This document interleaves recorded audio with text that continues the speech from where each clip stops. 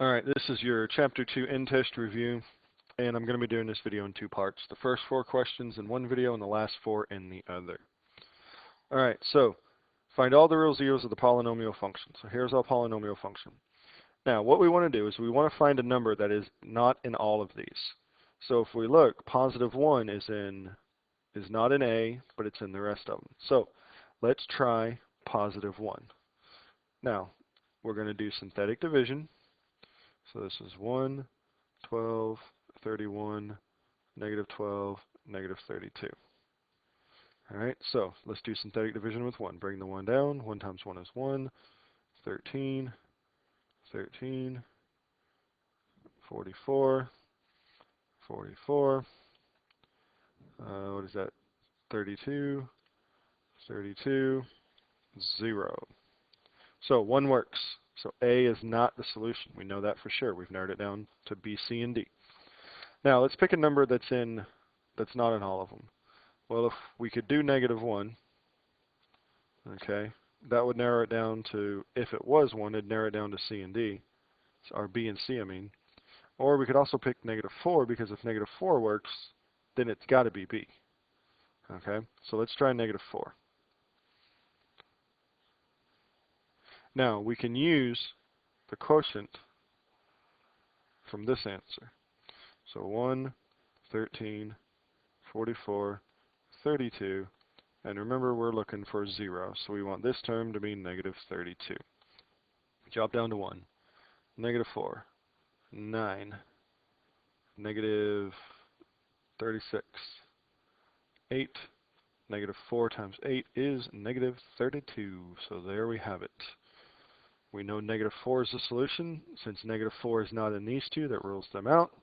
And we have B as our final answer. Okay, so there we go. Remember, we just did synthetic division. We picked 1 because it was not in all the answers, so it ruled out A for us. And then we picked negative 4 because, again, it's not in all the answers. And that ruled out B and C and D for us, leaving us with B as the final answer. Alright, number 2, using the rational zero test, list all the possible rational zeros for the following polynomial function. So, if you remember the rational zero test is all the factors of P over all the factors of Q. 6 is P, 4 is Q. So we have plus or minus 1, 2, 3, and 6 over plus minus 1, 2, and 4. Alright, so we're going to have, of course, we're going to have all our whole numbers. Alright, we're going to have, since these are all fractions, I'll write the whole numbers as fractions. We're going to have 1 over 1, and these are all plus and minus everything. 2 over 1, 3 over 1, and 6 over 1. Alright, so we took care of the the 1 down here. So now let's do the 2. We have 1/2. 2 over 2 is simply 1, well, we already have 1. 3 over 2. And then 6 over 2 is simply 3, which we already have.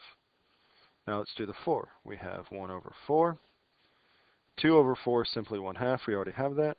So 3 over 4. And then 6 over 4 is simply 3 over 2, and we already have that. So this is our final answer. So we need to find which one of these answers matches ours. And if you compare them all, it is letter A. So, rational zero test, it is simply all your factors of P divided by all your factors of Q. Your constant on the end, in this case 6, is P. Your leading coefficient, in this case 4, is Q. So you do all your factors of P over all your factors of Q. Then you simply make all your fractions, and you don't have to repeat equivalent fractions. Like 2 over 2 is 1, you don't have to write 2 over 2. 6 over 4 is 3 over 2, and you don't have to write it again, and so on. Alright, let's go to number 3. Alright guys, here's number 3. Perform the following arithmetic and simplify your answer. So all we're going to have to do here is FOIL. So negative 3 times negative 5 is 15. Negative 3 times positive 2i is minus 6i. Negative 2i and negative 5i is positive 10i. And then negative 2i and positive 2i is negative 4i squared. All right, so we have 15. Negative 6 plus 10, that's plus 4i. And then here, I squared, don't forget, is negative 1. So negative 4 times negative 1 is plus 4. So the answer is simply 19 plus 4i. Now, make sure you put the imaginary term last and the real term first. If you don't, I'll take points off. Because remember, this is in the form of a plus bi. So your imaginary term must be last. All right? Your imaginary term must be last. All right, number 4. It says simplify this in the lowest terms. Okay, we have I raised to some ridiculous exponent. Now, all you're going to have to do for this is take that ridiculous exponent and divide it by 4. All right, and after you divide it by 4, all we're going to be worried about is the decimal. So when you divide this by 4, you get 139,008.75. All we're worried about is this 0.75. Now, we're going to take that 0.75, which you could also convert to a fraction if you wanted to, and we are going to multiply it by 4. And when you multiply it by 4, you get 3 as your final answer. 0.75 times 4 is 3. So, now, what that tells us is that this is equivalent to I cubed. What is I cubed? Well, if you remember, I1, and the negatives are in the middle. This equals I to the first. This equals I squared. This equals I cubed. And this equals I to the fourth. So, I1, the negatives in the middle. Since we divided our exponent by 4, got our decimal of 0.75. We multiplied it by 4 and got 3. That tells us that I to this power is equivalent to I cubed. So I cubed is simply negative 1.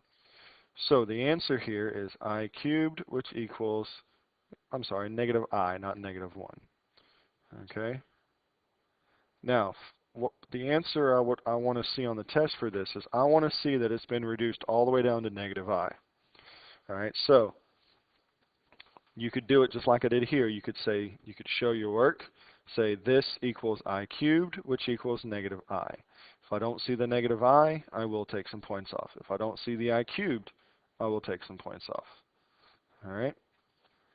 Now, the only other thing I want to tell you about this is if you happen to take your exponent on the test tomorrow and divide it by 4 and you don't get a remainder, so it divides in evenly.